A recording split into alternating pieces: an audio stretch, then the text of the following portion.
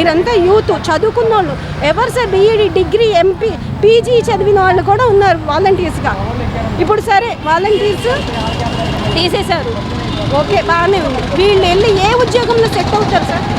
5 years ఏం చేశారమ్మా? మీరు చదువుకున్నారుగా, మీకు అంత జ్ఞానం లేదా అని అడుగుతున్నారు. ఏ ఇంటర్వ్యూకి వెళ్ళినా ఏం చెప్పమంటారు మమ్మల్ని?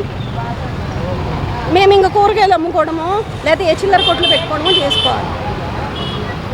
5 years మా ఓన్లీ వాలంటీర్ లైఫ్ ఒక్కటే పోతే సరేలే ఏదో విధంగా గట్టిన అవుతారు. ఆ కుటుంబం వెనకాల ఎంతమంది చెప్పలేని వాళ్ళు ఉన్నారు, ఎంతమందికి మాలా బాధపడి ఇది ఉందో అందరూ వచ్చి రోడ్డు మీద చెప్పలేరు కదా. ఇప్పుడు ఈరోజు ధర్నాలు చేస్తాం, 2 రోజులు ధర్నాలు చేస్తాం, 10 రోజులు ధర్నాలు చేస్తాం, 15 రోజులు ధర్నాలు చేస్తాం. ఈ 15 రోజులు ఇల్లు ఎలా గడుస్తుంది? సరేలే ఈరోజు వెళ్తే జాబ్ నిలబడిద్దేమో అని అందరూ వస్తారు. ఇన్ని రోజులు వచ్చినా వాళ్ళు ఏం రెస్పాండ్ లేదు. సో వేరే పని ఎత్తుక్కోపోతే ఇల్లు గడవదు. సో ఎవరి బతుకులు వాళ్ళు చెప్పలేక ఎంతమంది ఉన్నారో అది భగవంతుడు తెలుసు. కంపల్సరీగా ఉసురు తగలకుండా అయితే పోదు.